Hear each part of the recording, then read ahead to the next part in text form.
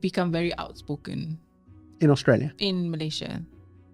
I mean, like how I somehow felt like I found my voice here creatively. Oh, okay. So when I go back home, when I do my creative stuff, I always feel like it's what I've learned and what I've done, and through the experience I'm more confident in, like, oh, this is my idea, you know.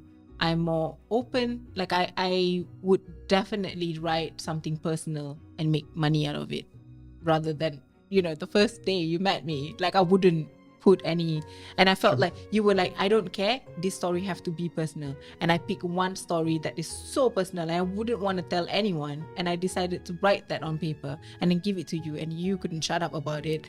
And then somehow that whole exercise and you picking on me, I found it a challenge, to tell you the truth. Yeah. Why I loved having international students is because they brought their culture into the classroom.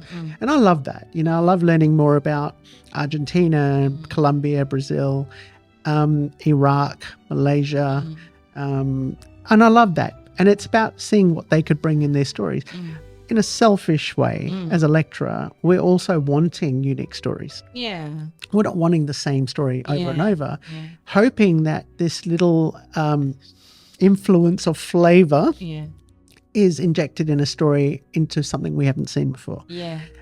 With Asian students, I find I love the challenge of actually getting them to open up within the words of the page, and hoping that words of the page, and giving them the techniques to then translate that through visual techniques. So for me, you were a challenge because I knew where you were coming from. I've had that before with other Asian students, but not a woman. I've had it with guys, and guys were a lot easier. Like they would be like, oh, I would push them, and I would build a theme around something. I'd say, okay, let's explore that. But as a woman who didn't even know me at the time, I found that to be a challenge. I said, okay, if she can open up with this, then that's a start to bigger things that she can then explore. It's also therapy. It's therapeutic, right? For someone that's held in something all their life. And so when you said to me you were going back to Malaysia to hopefully teach and plant these seeds, I thought, well, that's a good thing. That's a good way of changing storytelling. Yeah. Because when I was a kid, I was afraid of like even telling my mom about like, oh my God, I like that boy from downstairs. You know, I don't know how to tell this to my mom.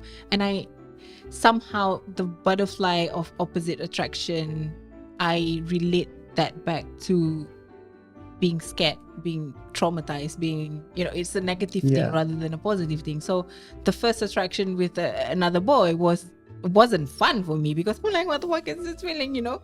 So, and then somehow I picked that story to tell because the moment you keep picking on me, I felt like, oh, it's less embarrassed now. So anything else after that is nothing. So I tell better story after I break that. Sure. I was like, who cares?